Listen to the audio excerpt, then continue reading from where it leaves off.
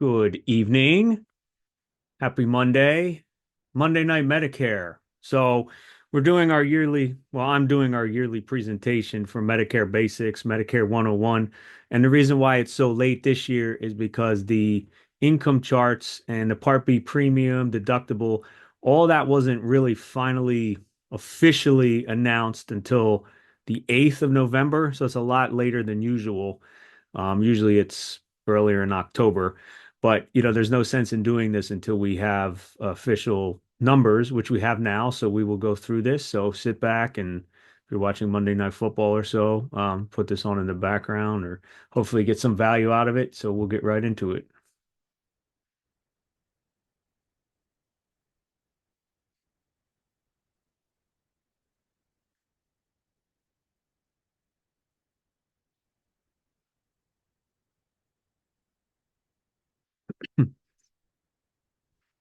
Okay, let me get rid of this.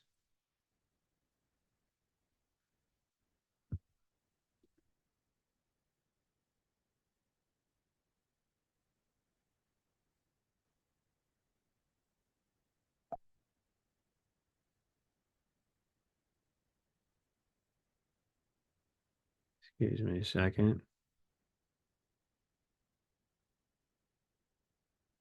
Okay, let's start that over. All right.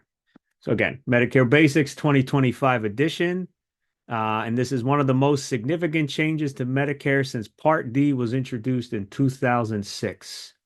Not supposed to speak in absolutes. CMS gets annoyed with that. So we can't say the most significant change. So we're just going to say one of the most significant changes. All right, this is more about who I am. I'm licensed independent insurance broker since 2012, assisting individuals and business with informed insurance choices. I'm the broker, manager, and trainer for over 200 independent brokers at custom benefit plans. Have been there since 2011. Collaborate daily with insurance carrier executives to enhance their product lines. Um, Diverse experience in multiple markets. Graduated Penridge High School and Temple University. Agenda today: Medicare defined parts and coverage, original Medicare, Medicare Advantage, prescription drug plans, Medigap, otherwise known as Medicare supplements, enrollment period, starting the process, the biggest change to Medicare since Part D, with a question mark, and questions. So what is Medicare? Medicare is a federal health insurance program in the United States. It provides coverage for individuals who meet certain eligibility criteria. Who is eligible? People age 65 or older.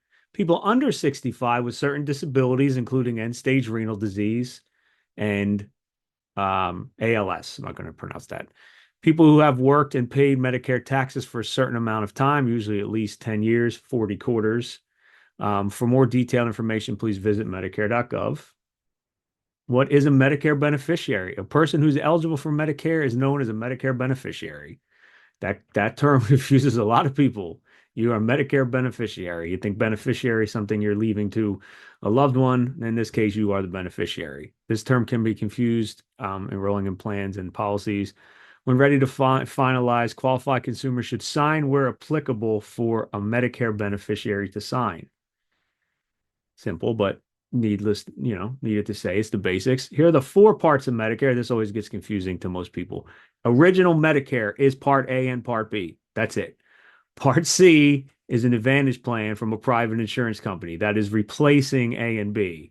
You do not have A, B, C, and D. You have A and B with a plan D that you buy to cover your prescription, or you have plan C, which most of them have Part D in it, but not all of them. There are some Medicare only plans, and that's geared to a certain market, but um, certainly anybody can buy them. They just don't have drug coverage. So again, it's A and B is original Medicare. That's what comes from the government. That's what you paid for.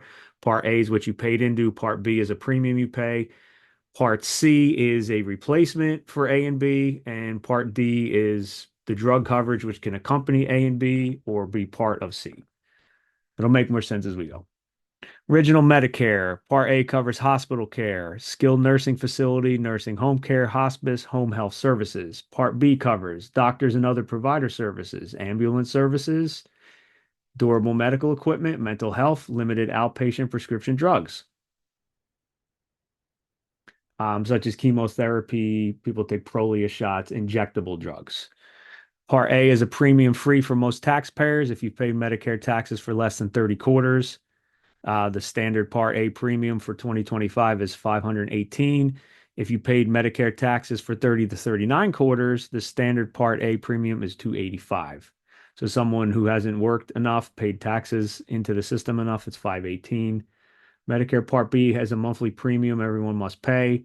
Most people in 2025, so 2025, so it's increasing to 185. It's 174-ish. It's going up to 185.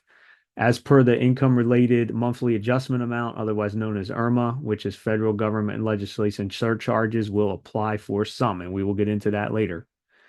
Original Medicare other costs, inpatient hospital deductible is 1676, $1,676. Daily copayment, formerly called daily coinsurance for days 61 to 90 is $419. Daily coinsurance for lifetime reserve days is $838. Skilled nursing facility coinsurance is $209.50. Part B deductible is going up to $257. That's a pretty big increase. It's about 240 now, so it's going up. Immunosuppressive drug premium is 110.40. We will get into what that is later. Here is the IRMA charts. This is what has held up the presentation. So these amounts here have gone up. They always do. So the thresholds have increased slightly, which means, um, this is when these numbers are triggered. So for a single and for a married couple filing jointly, if you're married filing single, you can't outsmart them. They have a chart for that too. We'll get into that. But these are the new IRMA amounts. 185 is the standard, 259, 370, 480, 90. 591.90, and the most you could spend if you exceed those amounts are 628.90. Immunosuppressive drug coverages for those same exact brackets: 110, 184, 290, 294.50, 404.90, 515.30, 552.10. Part D also gets increased based on your income. So no increase if you're under those thresholds. 1370 to add to whatever plan you're buying, 3530 to add to whatever plan you're buying, $57 to add to whatever plan you're buying, 7860 in addition to whatever plan you're buying. That's an Advantage plan or a Part D plan. Anything that has drug coverage, this would apply. And 8580 in addition if you're over the highest threshold.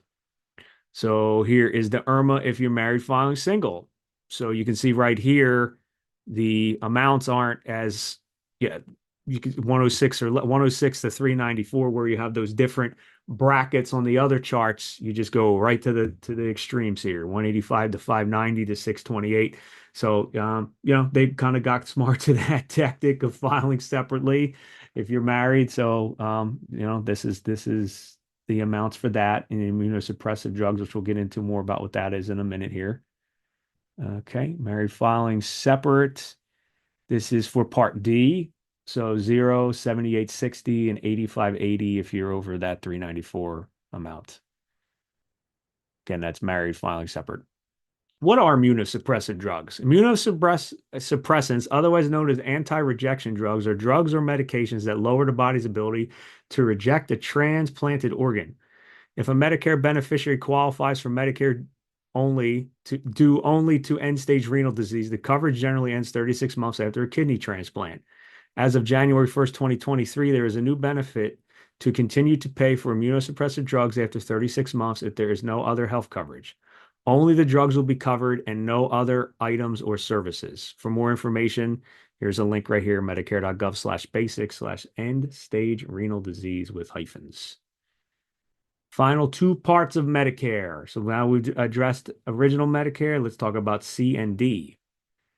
Medicare Part C, otherwise known as Advantage. Those ads, just turn your television on right now. There's probably 6 going to be played in the next 30 seconds. That's what this is right here. Government-sponsored option to receive benefits of Medicare A and B through a private health plan. Help pay for your out-of-pocket costs under Part A and Part B. Many plans include Part D prescription drug coverage, not all. Many plans include additional benefits such as vision, hearing, wellness services, dental, OTC, gym membership, healthy foods, and more. Must be enrolled in Part A and Part B. Most plans have defined networks. They come as an HMO, a PPO, a private fee for service, an HMO POS meaning point of service. Health HMO means health maintenance organization. PPO means preferred provider organization. EPO, which you don't really see in Advantage plans, at least around here, would be exclusive provider organization. So those are the different mechanisms of networks versus having original Medicare, which allows you to go to any doctor in the country that takes Medicare. You could have that freedom on original Medicare. It's called a no network. There is no network. The network is Medicare. So there's no network to adhere to there. Here in the Advantage plan, you are taking on a network or a gatekeeper, however you want to call it. People have different opinions on that. Part D, prescription drug plans must be purchased in addition to A and B offered by private Medicare approved insurance plans, private insurance. The national base beneficiary premium for 2024 is $36.78. There's been a lot of controversy about this over the summer, and we'll talk about that. Originally, we thought this was going to be $100, and then the government stepped in and came up with a program that said if plans don't increase their drug benefits more than $30 or so, that they would give $15 a month per member to help offshoot this cost. So that lowered that national average drastically. It was looking like the cheapest plan was going to be $30 a month. And right now, WellCare in many states is zero or a couple dollars. So the crisis has been averted for 2025 at least. Higher income enrollees pay a higher price for Part B and Part D as per the federally defined income related monthly adjustment, the IRMA surcharges. Okay. Part D, there are three coverage levers now. There used to be four. So we've gotten rid of that, right? Because now we have a 2000 cap. That's the biggest news, right? And we'll talk about how that's helped and hurt in some ways. So phase one, you have your deductible phase. The deductible's 590. You can't exceed that. So that's the most it can be for a Part D coverage. After you've set, and again, deductible usually does not count tier one and tier two. Usually tier one and tier two medications, you have five tiers of medications, typically now actually six because of diabetic meds, but you usually have 5 to 6 tiers of medications. And your tier one and your two are your different types of generics. They are usually not subject to your deductible, means you pay the low copay from day one. Tier three, four, and five would be more subject to that deductible and co-insurances, right? So phase two is after you've satisfied whatever deduction, you pay a deductible, you pay your premium on those for those meds, whatever it might be, up to $2,000 max. That's the most you can spend on covered meds. So why am I emphasizing covered meds?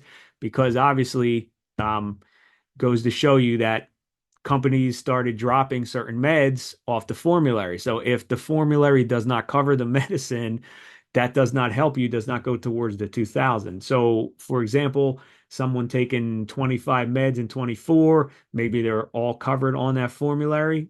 3 or 4 or 5 maybe aren't. So this is the year you definitely have to look to make sure your meds are on the formulary and that your plan is covering that, the best you can. And if it's not, then, thinking of other ways to do that, good RX coupons, what have you, trying to pay that.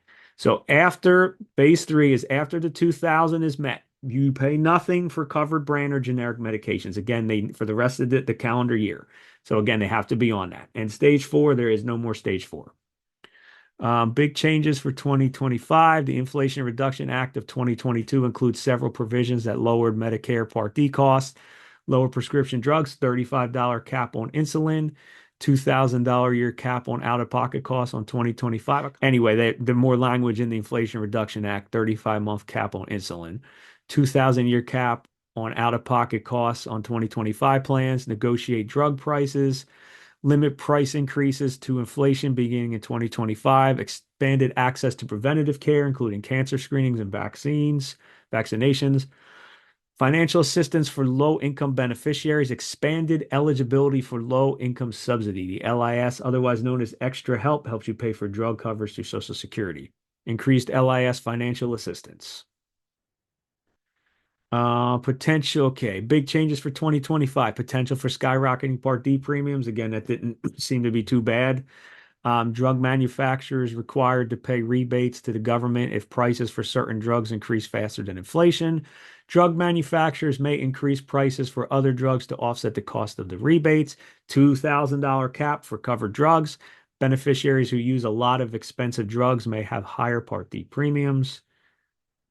Again, as a typical year.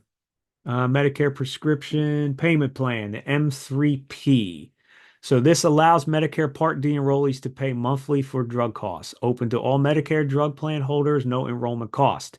Limits out-of-pocket drug expenses to 2,000. That's the cap that's in there. Ideal for those with high drug expenses, especially if enrolled before September. If you enroll in the plan before September, register of 2025. Register via your plan's website or customer service.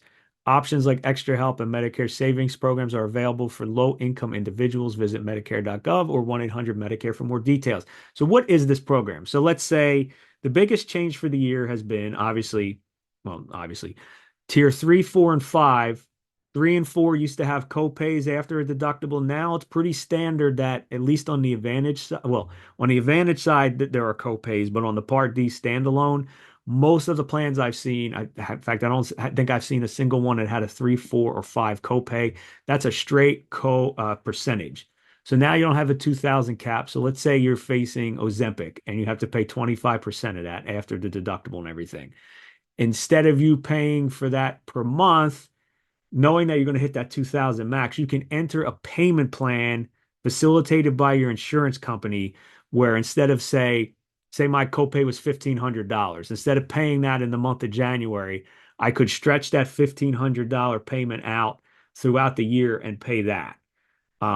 So either way, you're paying that, but it's a way for you to afford an expensive drug throughout the year through a payment program. So it is a bit convoluted, not to discourage anybody, but I could definitely help you through it.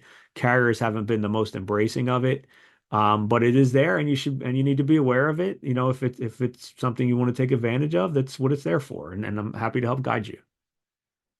Help with drug costs. Medicare offers a program known as Extra Help for those with limited income and financial resources. The program is often referred to LIS, low income subsidy, and can help pay for Part D premiums, deductibles, coinsurance, and copayments. It can also pay for Part D late enrollment penalties. Generally, individuals with an income limit of $21,870 and a resource limit of $16,100, 17,600 with burial expense, and a married couples with an income limit of 32,130, 35,130 with burial expense. So burial expense, basically you can have $1,500 per person set aside for burial expense. They kind of include that into that resource limit. Can qualify for extra help. This 21,870 though, I might have to update that. These other ones that did come off of the chart I saw can qualify. Pricing vary based on income level. You know, we put these presentations based on the information we can find, but if you want to double check us, we're not perfect. Medicare.gov/basics/cost/help/drug-costs. Medicare.gov has some great resources. It really does. Lots and lots of good articles on there. CMS.gov too. Inflation Reduction Act and LIS. The new prescription drug law, i.e., the Inflation Reduction Act, will help those who qualify for Extra Help program even more. As of 2024, everyone who qualifies for Extra Help will pay $0 zero Medicare drug plan, $0 plan deductible, reduced amounts of $4.90 for generic meds and $12.15 for brand name drugs. So there used to be different limits to LIS. That seems to have been removed now. Obviously, if you're Medicare, Medicaid, that's a whole different argument. You really don't pay anything for those, or if it's on the formulary. But there are reduced amounts for those who get LIS. So there's no longer like the different types of levels. They appear to be removed. What are considered resources for LIS? Money in a checking, saving, or retirement account, stocks and bond. What are not considered resource for LIS? Your home, one car, burial plots, and up to $1,500 per person if set aside for burial costs, and for a married couple, $3,000. Furniture and other household and personal items. Apply to ssa.gov/extra help or call 1-800-772-1213, which is the Social Security number. Just say you want to apply for extra help. They'll help you do that. Um, help with drug costs continue. In addition to LIS help, many states, such here in Pennsylvania, we have PACE or PACEnet for the little bit higher income, offer state-run programs to assist with high drug costs. To see what's available, refer to Medicare.gov, Plan Compare. We try to put these links, but we'll put this on YouTube too, so you can reference it. But that site right there, the second bullet point, that is a good resource to show you how to get to your state's program. When becoming eligible for Medicare, often manufacturer coupons and programs can become void. A helpful resource to determine if a pharmaceutical assistance program is available, refer to this tool. So here's another tool that you can use to help see if you can find a drug cost a little better. And you may also explore services such as GoodRx or ScriptGo or many of those. A lot of times those really just are for generic meds, but it's always worth. I use that all the time. GoodRx, put it in there, whatever the drug might be, compare that with the cost of the part of what would be on your health insurance plan or your Medicare plan, and then go to the pharmacy, whatever's better, either your insurance or the coupon. Tell them to use the lesser of the two. But GoodRx has been a godsend for a lot of people. Medigap plans, also known as Medicare supplement policies sold by private insurance companies. They fill in the gap of original Medicare. Medicare Part B generally covers only 80% of the bill. Medicare policies help cover the portion for which you are responsible. So on original Medicare, you don't have a cap. So whatever that bill is, you're paying 20%. Sure, it can be negotiated, it might be manageable, but generally speaking, you're paying 20% of the bill, whatever that is. Um, you must be enrolled in Medicare Part A and B to enroll in a supplement plan. Medigap, Medicare supplement, same concept, same word for same thing, right? Medigap policies are standardized. All policies offer the same basic benefit, but some offer additional benefits. They do not offer Part D anymore. They used to prior to 2006 or so. Those plans had to adhere to that. If they had the drug benefit, they had to adhere to it. They're pretty much none of those plans are considered to have credible drug coverage. When in doubt, shoot us a message. We can help determine if what you have is credible drug coverage or not. Medigap plans. Generally, Medigap policies don't cover long-term care like a nursing home. So again, Medigap plans, they do no more or no less than what Medicare does. So they don't cover dental and vision because Medicare doesn't cover dental and vision. Um, so essentially, does Medicare cover the service? If so, the Medicare supplement does. It does no more, no less than what original Medicare does. Some Medicare gap policies cover travel outside the U.S. It's usually like 50,000 lifetime max. Same with Advantage plans is about the same. We do offer travel plans if you want help with that. Great option for people who are currently receiving or seeking ongoing medical treatment. I will not, in my personal opinion, and a lot of people can agree with this, there is no better coverage in this country than Medicare with a supplement. It's not always the most affordable thing. You don't get those benefits, maybe more coverage than you need, but that is the absolute freedom that you have to go to any doctor in this country that accepts Medicare. Will take whatever supplement you have, unless there's some freak thing out there, but that's generally how it's supposed to be. Okay, when is the open enrollment? The best time to buy a supplement must be enrolled in Part B and A. If you don't sign up for a Medicare supplement policy during this open enrollment period, you may not in the future be eligible. So you have to get it within a time period of when you're first getting Medicare. They can't ask you health questions regardless of what your health is. Any changes whatsoever requires medical underwriting after the fact. So we're in open enrollment now. We get a lot of calls from people with supplements that want to change that. That is pretty much set. You can change that any time of year, but it's going to be up to your health at that time. So a lot of times when all's said and done, you're not saving all that much. General rule of thumb, I mean, we can always quote it for you. I would say after year 5 or 7, if you're in decent health, is maybe a good time to take a look at that supplement, see if we can beat the price. But from my experience, I tend to not recommend anything that's not a tried and true mainstay in that space, like ARP, which is United Healthcare with the ARP endorsement. Humana is very competitive right now. Cigna, um, Mutual of Omaha is one too. Companies like that who have been doing this a long time. Your Blue Crosses typically tend not to be good at this because their Blue Crosses are very regional. Like an Anthem, okay, that's different. They're in a bunch of states, but like your local Blue really doesn't always tend to be very competitive at the supplements because you really need to have a big risk pool. Like for example, I think it's 37 million people have some type of an ARP product. Um, yeah, are they the cheapest thing? No. Are they going to have increases? They all are, but they're not going to go out of business.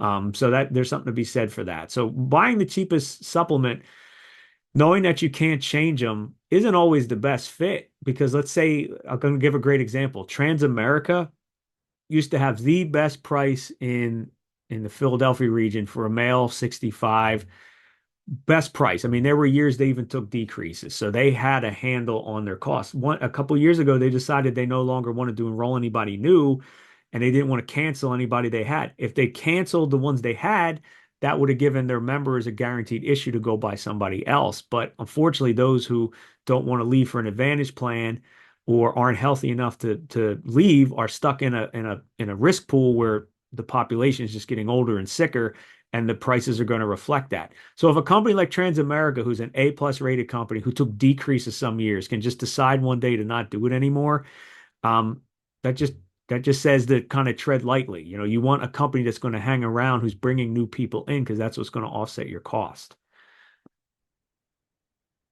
Okay, here, this chart is basically there's not a whole lot of regulation when it comes to supplements. The government just kind of says it's got to cover this. So the check mark means it covers it. So Plan F, as in Frank, cannot take anybody past January 1st, 2020. That means anyone who was on Medicare after January 1st of 2020 cannot buy that. Those who were on Medicare prior to that date can change their F if they're healthy, go to another F. That is available to them. Their grandfather to that. They can change to someone else if they can find a good price or whatnot, or whatever the situation might be. Maybe they were working into their 70s or 80s. They decide to come off the retirement program. Plan F is available to them, but not anybody who was on Medicare past January 1st of 2020. And same with Plan C or D, the plan that's in Jersey mostly. So the most sold plans are Plan G and Plan N.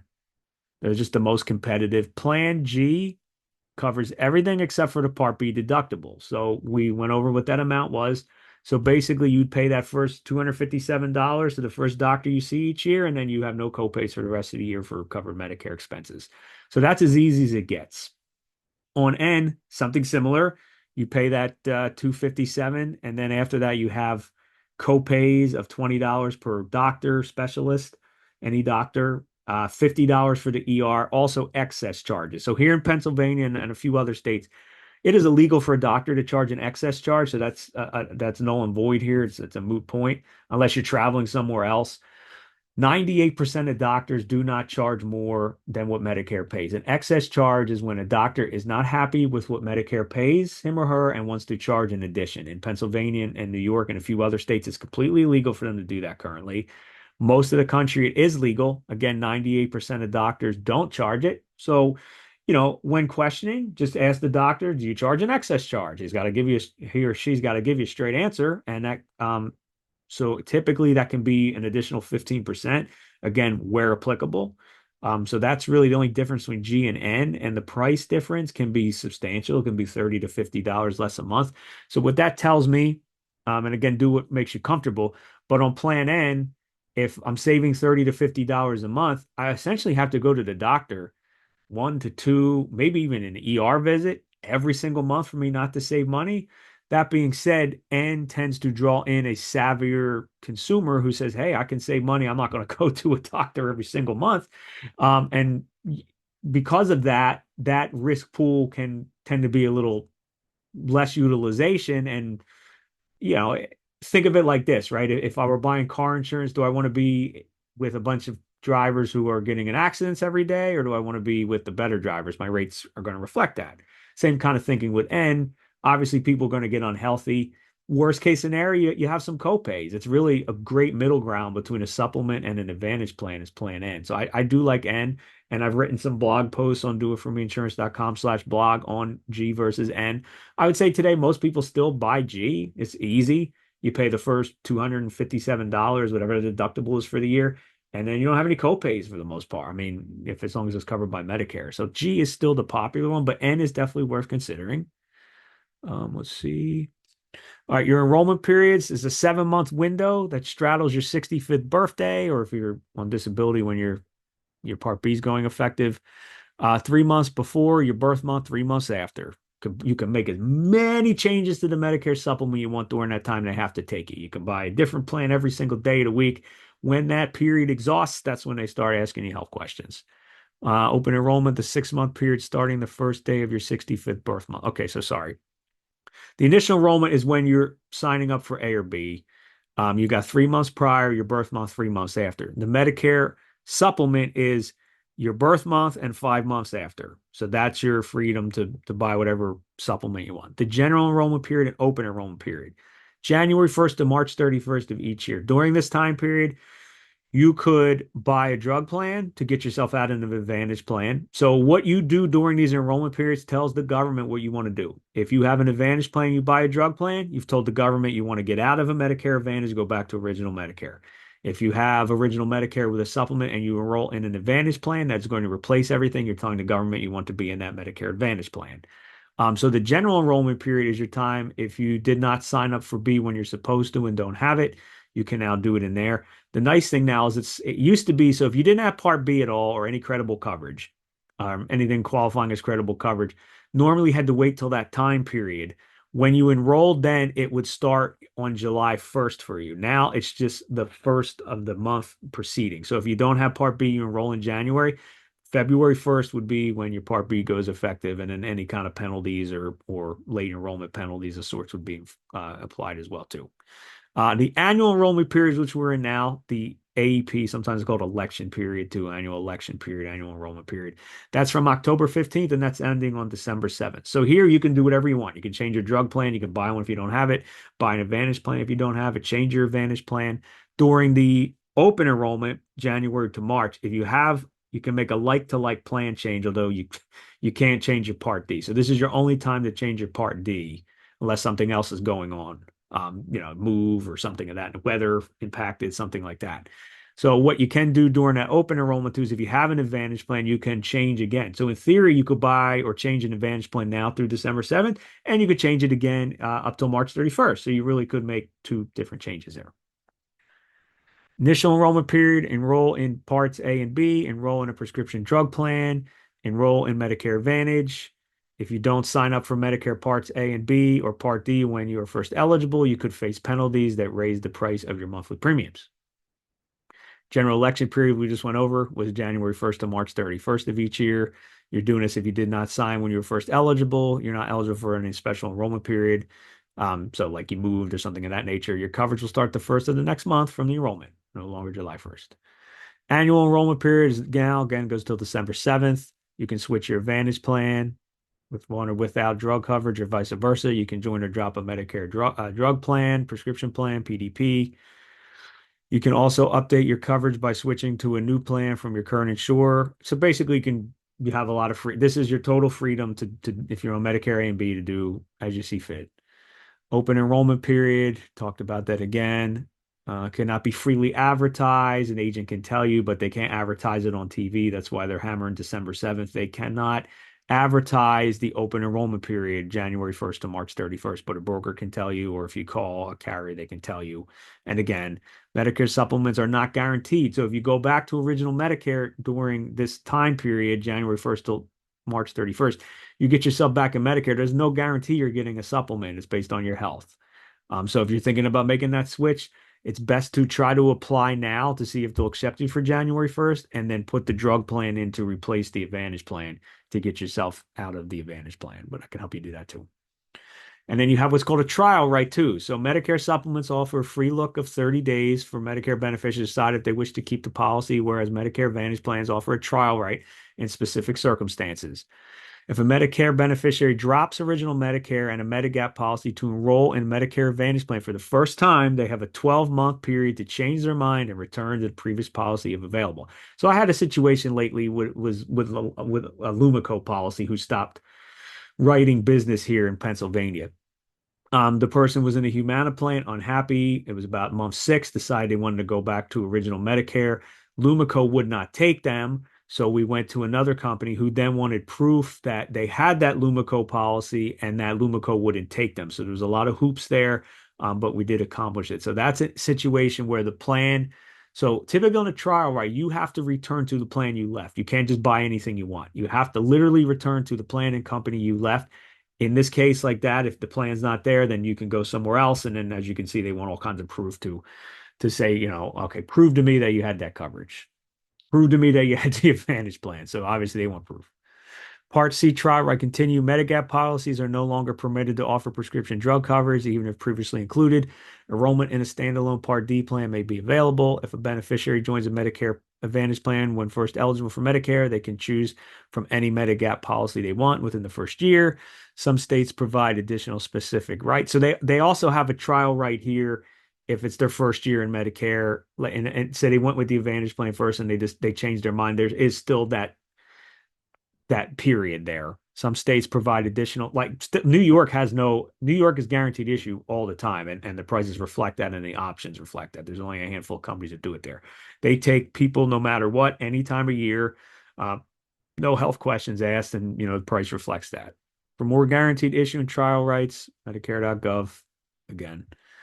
Medicaid and Medicare plan options. Medicaid provides health coverage to millions of Americans, including eligible low-income individuals. Medicaid is administered by states and funded jointly by state and federal governments. Insurance carriers offer those with Medicare and Medicaid eligible Medicare Advantage plans called dual special needs plans or DSNPs, the stuff you see on TV all the time. You have Medicare, Medicaid, they get more money, right? So in this instance, let's not fool ourselves, right? The government gives the plan X amount of money per month to replace A and B and provide benefits that are similar to A and B, and then they can do extra stuff. So they all want that government money. If you have Medicare and Medicaid, now they get more money. They get some state money too.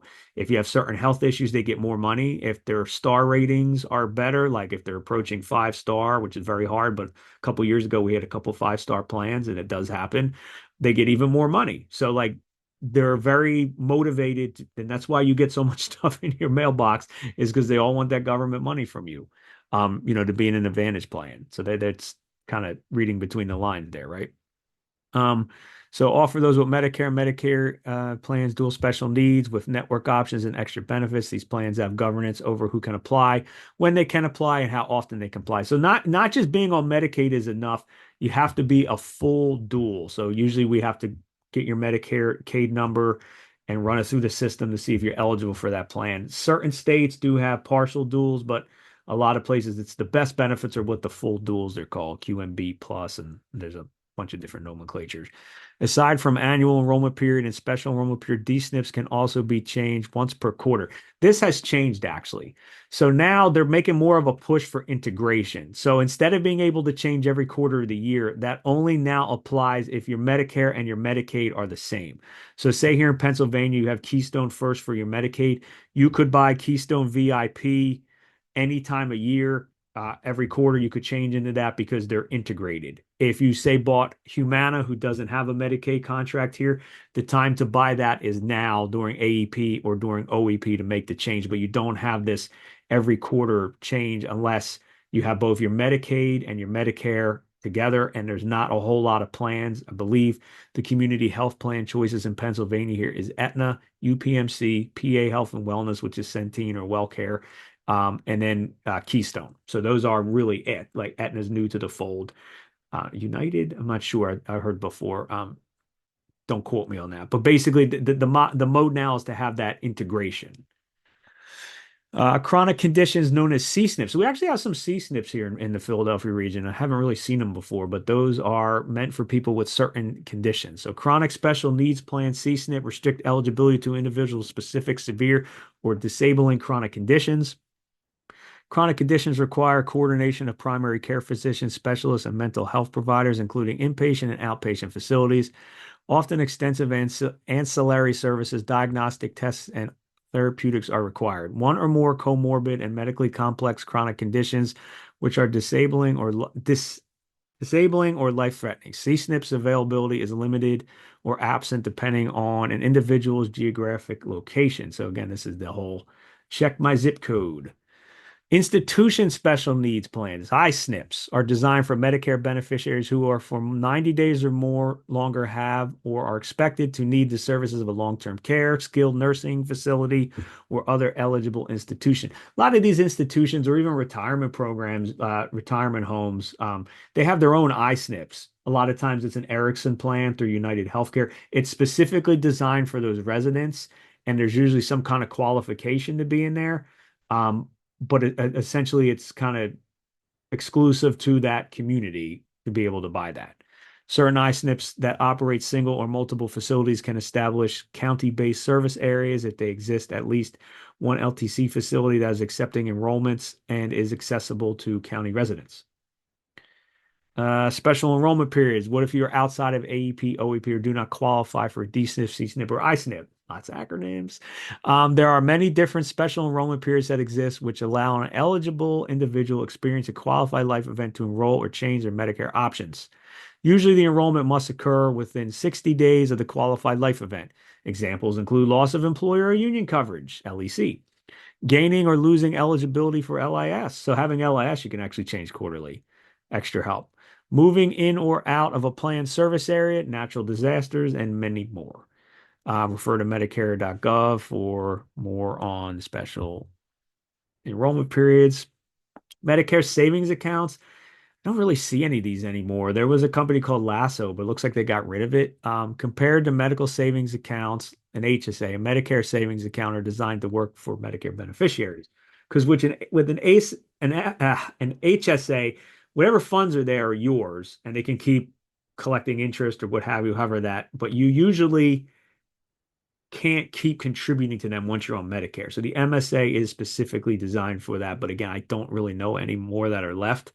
Um, MSA is a Medicare Advantage plan with a high deductible with little to no coverage prior to satisfying that deductible. Unlike private HSA plans, MSA plans deposit money into the qualified. So with the Lasso plan, it used to have like a $5,000 deductible, but they would give $3,000 into that account. You really could only enroll at certain times. If you got out of it, you owed them back money. It was very kind of convoluted and it really wasn't too popular from what I saw.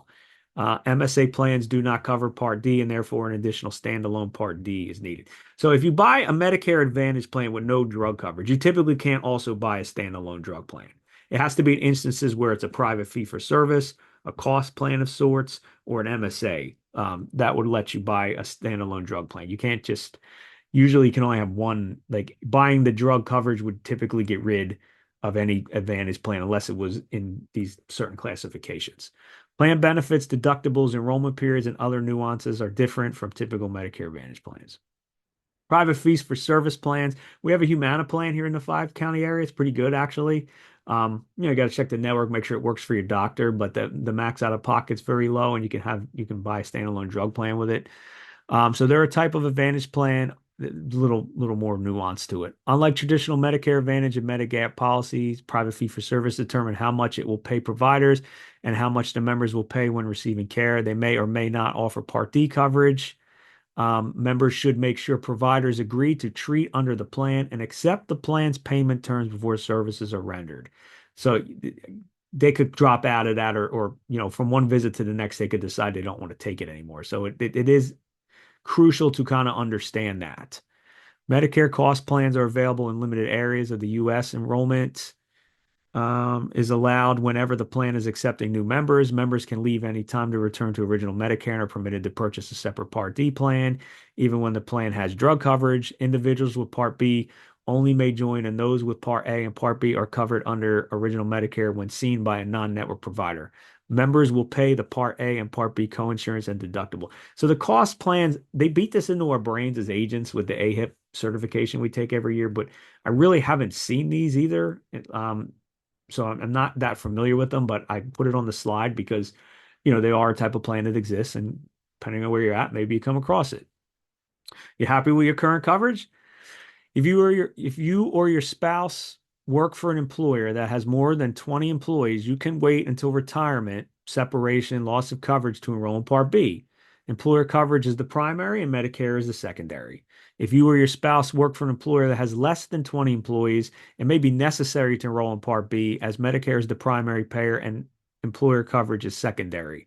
There could arise an access to care issue if not enrolled in Medicare A and B. So if you're with a company under 20, you really need to have Part B because there's really, I know we want to save that cost, but it could be instances where bills are denied. It's just better to follow that rule of thumb.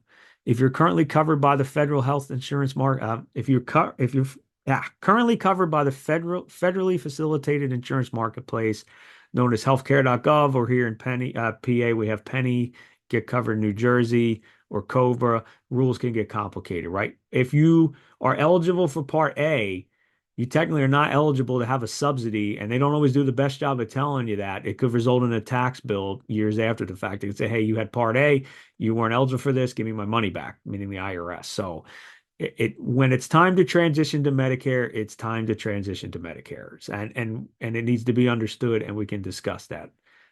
It is a point. A lot of people see a zero plan on the exchange, and they want to keep that. That could result in a tax bill. So again, it's important to understand all these things, when making an educated decision.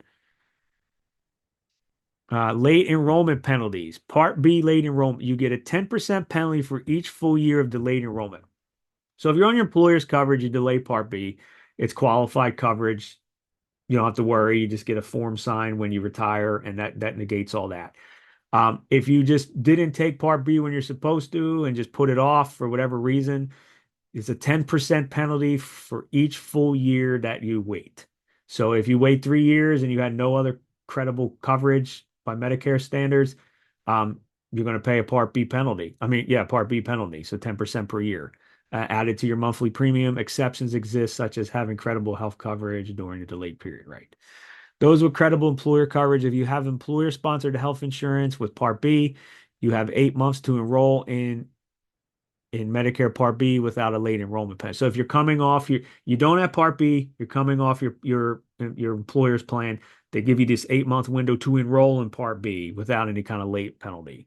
You have 8 months from the month your employer ends or your employer-sponsored health insurance coverage ends. If you don't have employer-sponsored health coverage with Part B, you have 3 months to enroll in Medicare Part B without a late enrollment penalty. If you have 3 months from the month you turn 65 or get Part A. Contact Social Security for more information. Part D penalties. So not only B do you get a late penalty, you have to have credible drug coverage or you get fined too. And you get fined when you go to buy something that has drug coverage, either a Part D plan or a Medicare Advantage plan that has prescription drug coverage. They calculate that by the number of full months without credible coverage time the national average, which is 3678 times 1%. So if you went 60 months times 36 times 0.01 is $22.06. That is what you would add to whatever drug plan you were to get. So not only does your Part D go up if your income's been higher, it can also go up if you blew off drug coverage, whatever it might be. So it's important to understand that. Right now, in my area at least, there's a Part D plan that's zero. Why would you not enroll in that? Just to have that as a safeguard, even if it's $10. You don't know what the future holds. You might want something with drug coverage one day. It's best to just have that placeholder and not have to deal with the late enrollment penalty. Mailbox full of flyers. If you're approaching 65 or already in that age bracket, you probably receive a lot of mail from solicitors. Solicitors are not permitted to call you regarding Medicare plans unless you have previously given permission. So if they call you and start talking about Advantage plans, you can report them to Medicare. They can call you if you filled out something on their website or you filled out something on Blue Cross or Cigna or Aetna, and they gave it to a broker such as myself to call. That's you initiating, but someone cannot just call you out of the blue and try to sell you an Advantage plan. What they'll try to do is ask if you want dental and then kind of weasel their way into talking to you about an Advantage plan. But no one should be calling you out of the blue. You can report them. Yep. Because you have to have what's called permission to contact. But that can be something as you went on their website. There's a lot of gray areas there.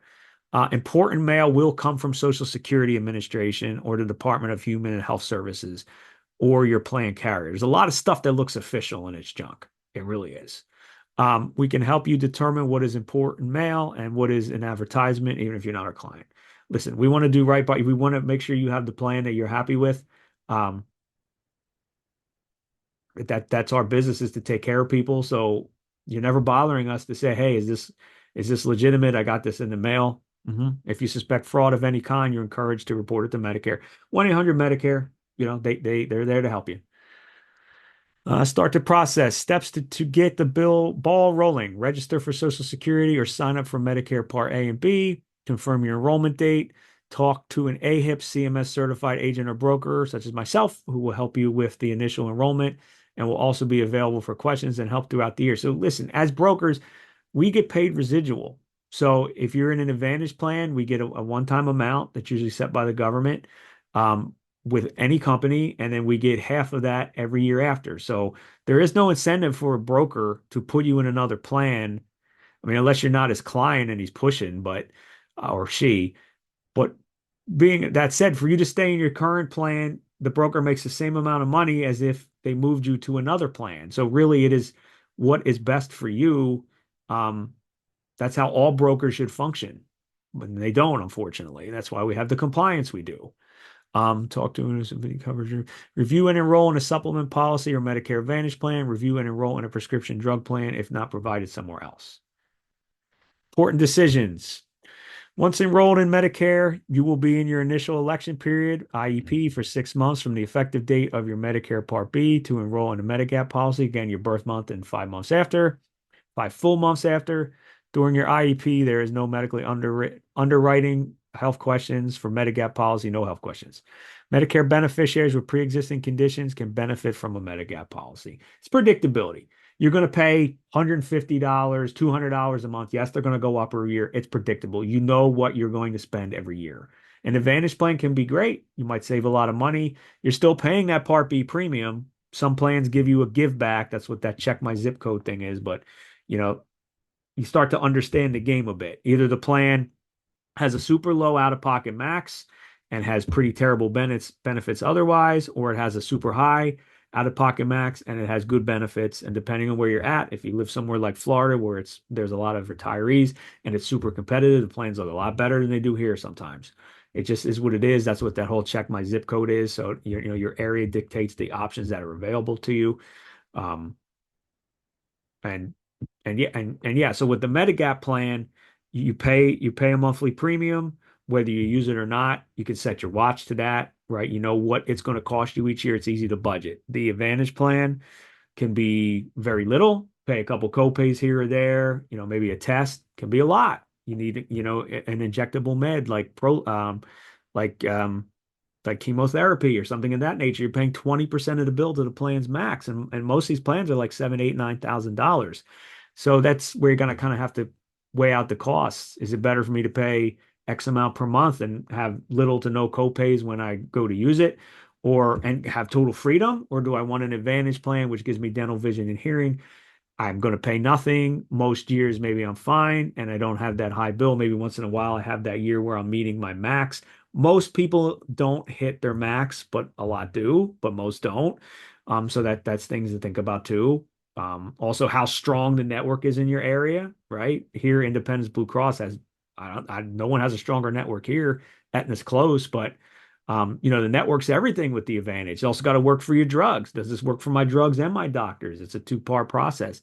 With a Medigap plan, you're going to go to anybody that takes Medicare in the country. Good luck finding one who doesn't. They exist. A lot of mental health doctors don't like to take Medicare, but they don't like to take insurance at all. So, I mean, really, that's no different there. But we just need to weigh out your options yourself, and you need help. We're here to help you. Okay. Okay, important factors to consider when comparing Medicare plan options: your age, your financial situation, your health, providers, medications, and pharmacies utilized. How does Medicare coordinate with Social Security, Medicare Part B costs, income-related adjustments? And here's my information. Right, principal owner, doitformeinsurance.com/Medicare. J. Covell at doitformeinsurance.com. Joseph L. Covell at Gmail. If you have that, it's fine. I have many emails I check. 267-374-0975 is my personal cell phone. You can text me, call me, and do my best. Please leave a message if you call. It gets very busy this time of year, and I get a lot of spam. I do get back to everyone who leaves me a message or an email, definitely by December 7th. But yep, shoot me an email, text, or give me a call. But if you call, leave a message and do our best to help you weed through all your different options. So to leave you with a few things here. Here's our website for Medicare, right? Just kind of explaining with the quotes here for supplements. We have a tool here that can help you run supplement quotes.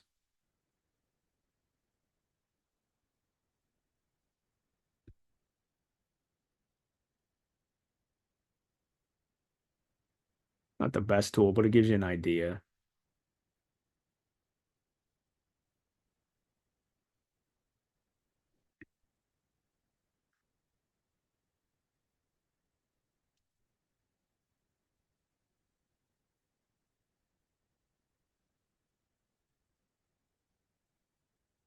It just kind of gives you the full gambit here. It's already pretty much everything that I represent. Although I really only kind of stick to a couple companies. And then we got quote for Advantage or Part D, which is our system that if you work with me, I've been sending you quotes from, but this should show you.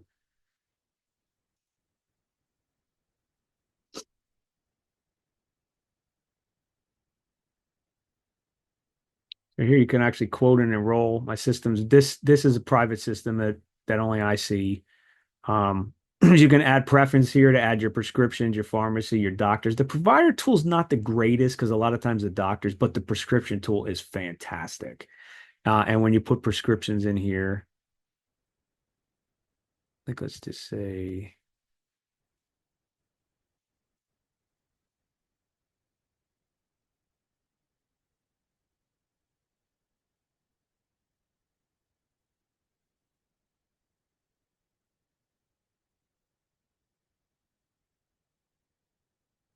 all right, pick a couple pharmacies. Similar. So this tool here connects your. They originally built the Medicare.gov find a plan, and then Medicare got away from that a few years ago. But the old tool was so great. It used to have a code that you would remember. You didn't have to sign in or anything. You could put that in and just kind of load everything up. It was great. They're the ones that built that, and then the government moved the contract away. But their system works fantastic. And again, that's available for all my client. Well, to use at your leisure. So I like to pick a couple different ones. So then why I like this a lot is now, again, you don't have to enter anything sensitive if you just want to look at prices. You don't have to enter any of this at all, but it'll help you. Total estimated drug cost is going to sort plans as to who's best, right? So again, with these advantage plans, it's got to be what works for the drugs and which works for the doctors. You see everything's kind of sorted. You can compare three at a time. You can add to the cart and enroll. My contact info's here. And you can see, take a look at these numbers here. This is the estimated drug cost. You can see how these differ as I switch around to different things. So like just basing on this alone, if I went here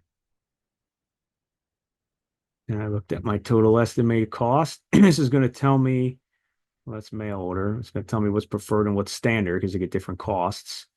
And it's going to tell me how much these plans cost. And you can see right about here in May, I've completely exhausted that 2000 and now I'm done for the year. So that tool is very valuable. And of course I can, you're not going about it alone.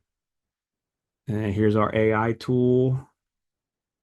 It can kind of help answer you some basic questions. It's ChatGPT powered, get started. This just kind of reiterates what you can and can't do. Take me to options, it's going to take me to the quote tools. So if you go to the main page and just click down here in the corner, it's going to bring this page up. What can I cannot do?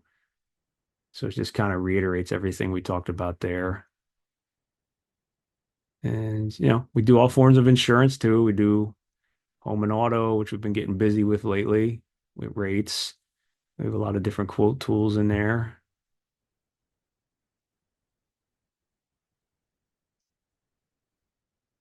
Spinning beach ball of death here. Okay. Well, that's it for now. Thanks for here's our blog, bunch of articles we've written, our annual letter to our clients. It's usually just our newsletters, but we're really making an effort to really put different stuff here, like is dental and vision included in it, a bunch of resources of dental and vision add-ons, Medicare supplements comparing G and N. So we've really been trying to grow that, help with Penny and different things. So here you can quote different types of plans, dental and vision, business insurance, life insurance. You get a real-time life quote right there. Home and auto, you get a real-time home and auto quote. Cents for the marketplace to have us as your broker, fee-free help with all the different exchanges we work with, and our contact info too. So that is it for now. So thanks for checking out my presentation and letting me bore you for the last hour. Feel free to drop me a text or an email if I can be of any help or anybody you know. I'm more than happy to do that. Take care. Have a good night.